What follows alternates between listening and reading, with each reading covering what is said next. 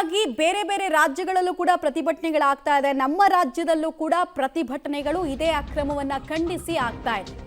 ರಾಜ್ಯಕ್ಕೂ ಕೂಡ neat issue ಹಬ್ಬಿದೆ. Because ಸರ್ವವ್ಯಾಪಿ ಇಶ್ಯೂ ಇದು.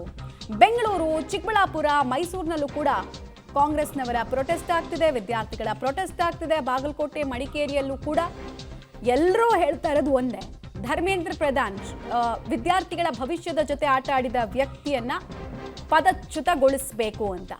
ಹೀಗಾಗಿ ಆಗ್ರಹದ ಧ್ವನಿ ವಿಸ್ತಾರವಾಗ್ತಾ ಇದೆ.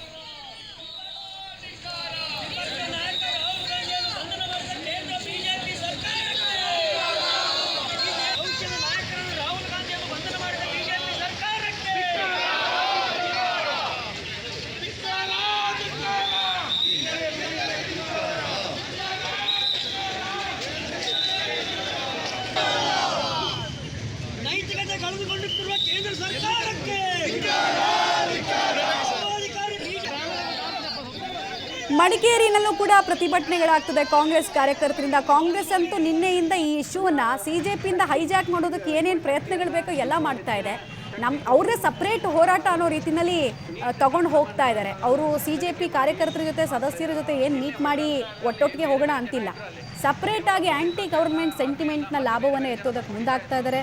ಕಾಂಗ್ರೆಸ್ನ ವಿದ್ಯಾರ್ಥಿ ಸಂಘಟನೆಗಳಿರಬಹುದು ಅಥವಾ ಕಾರ್ಯಕರ್ತರು ಬೇರೆ ಬೇರೆ ಮೋರ್ಚಾಗಳಿರುತ್ತಲ್ಲ, ಆ ಥರದ್ದು ಘಟಕಗಳಿಂದ ಕೂಡ ಪ್ರತಿಭಟನೆಗಳಾಗ್ತಾ ಇದೆ. ಬಾಗಲಕೋಟೆಯ ದೃಶ್ಯವನ್ನು ಕೂಡ ನೀವು ಗಮನಿಸ್ತಾ ಇದ್ದೀರಾ. ಕೇಂದ್ರ ಸರ್ಕಾರದ ಮೇಲೆ ಒತ್ತಡ ಹೇರೋ ಪ್ರಯತ್ನವನ್ನು ಏನೇನು ರೂಟ್ಗಳ ಮೂಲಕ ಮಾಡ್ಬೋದು ಅದೆಲ್ಲವನ್ನು ಕಾಂಗ್ರೆಸ್ ಪ್ರಯತ್ನ ಮಾಡ್ತಾರೆ.